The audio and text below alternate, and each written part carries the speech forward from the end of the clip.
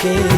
बड़ा दिन से बात एगो सोचा तानी कहे के। जवानी पे काबू नहीं होखता ये रानी, जवानी पे काबू नहीं होखता ये रानी। प्यार बन के तोहरा दोनों अखियां में रहेगे। हाँ, बड़ा दिन से बात एगो सोचा तानी कहे के।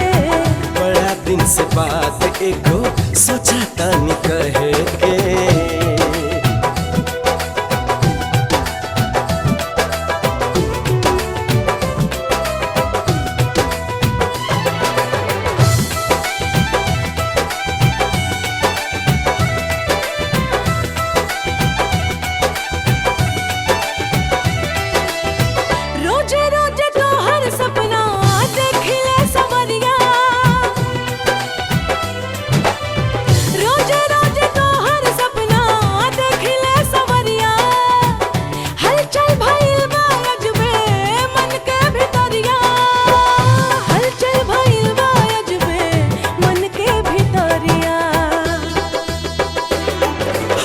नजरिया से मरले बाड़ू नहीं आके जादू, नजरिया से मरले बाड़ू नहीं आके जादू।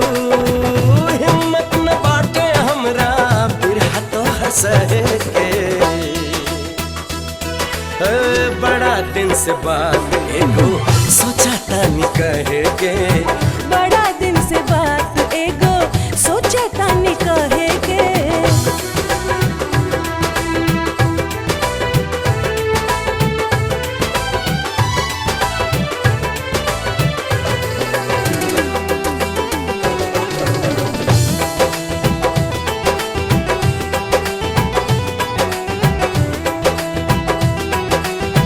मंगिया सजाइब तोहर बनाइब दुल्हनिया, हो मंगिया सजाइब तोहर बनाइब दुल्हनिया। अरमान दिल में बाटे इहे दिल जनिया, अरमान दिल में बाटे इहे दिल जनिया।